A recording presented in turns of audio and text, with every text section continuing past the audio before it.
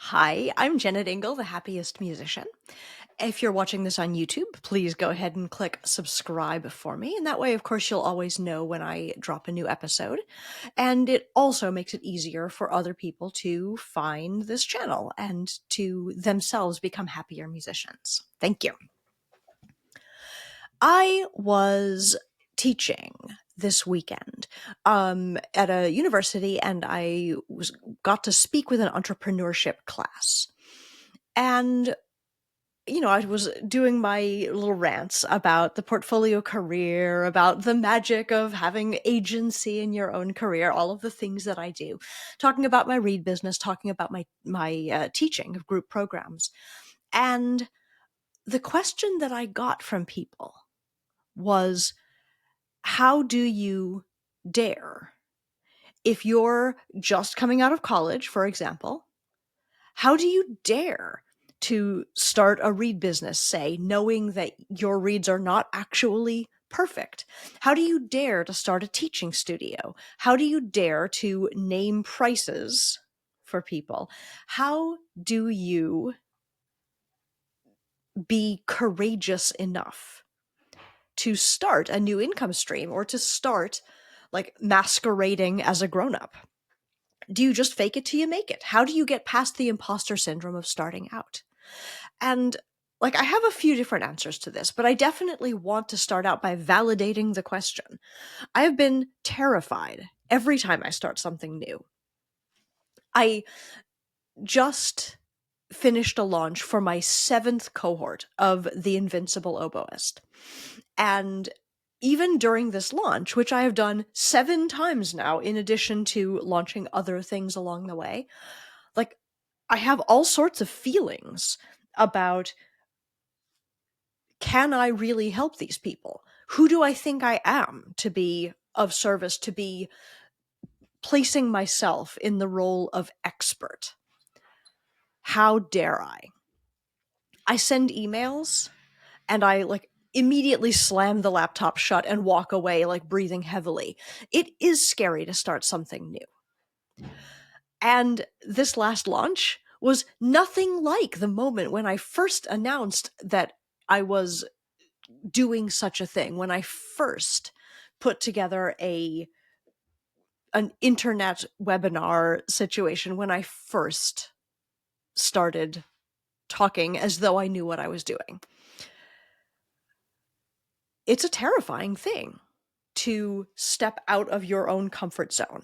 It's very human to be scared and to feel unsafe doing something that is new. Our nervous system has evolved to want things to be familiar because familiar is safe. Even if the change that is on your horizon is a positive one, and even if the new thing that you're considering doing is something you are thrilled to get to do, it's still scary. Your nervous system wants to keep you safe, and familiar is safe. And with all that said, my best piece of advice is to do it anyway. Because all of the good things that are coming up for you in the future are on the other side of a scary step. Put in the work you need to put in to be as sure as you can be that you are taking the right step, and then take the scary step. What accountability could you create for yourself around that scary step?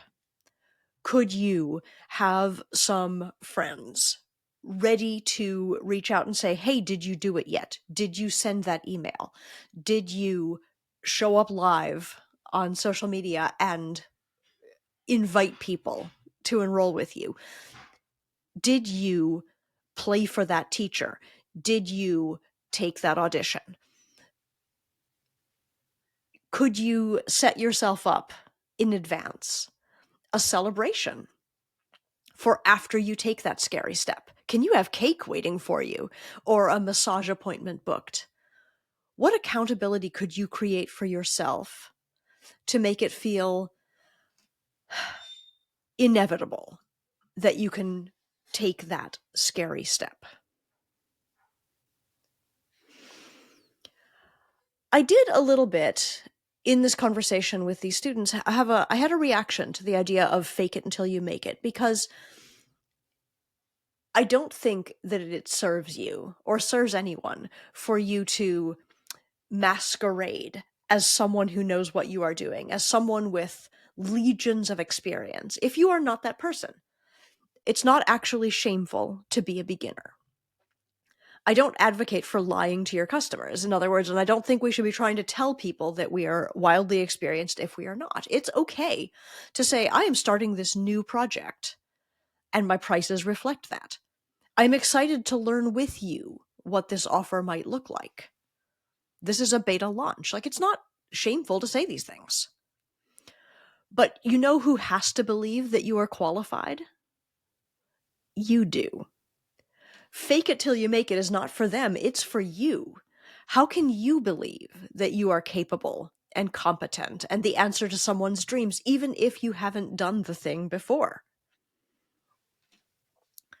This time of year is solo and ensemble competition here in Indiana, and I used to say to my middle school students, there's no shame in being 13 years old if you are in fact 13 years old. You don't have to be perfect, and you don't have to be better than you are, because doing the best you can with the tools that you have now is enough, and next year you will be better.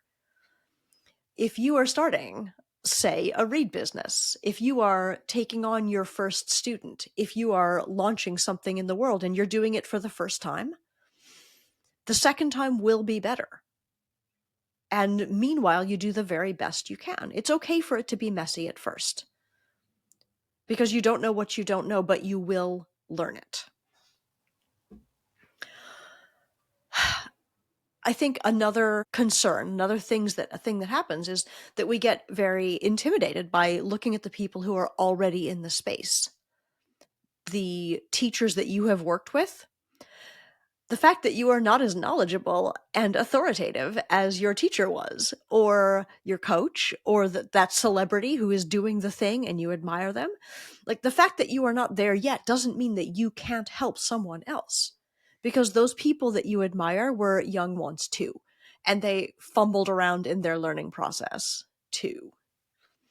What you need to believe is that you, and the combination of education and knowledge and talent and intuition that you bring to the table, that you are enough, that you are advanced enough, that you can help someone who is less advanced. And by doing that, by taking the scary step and by beginning to serve someone else, you will advance more. Because we learn by doing, and because the second time around it will be less scary, and because your artistry matters. I hope that this has felt helpful. I hope that this has felt like the nudge that you need to take your next scary step.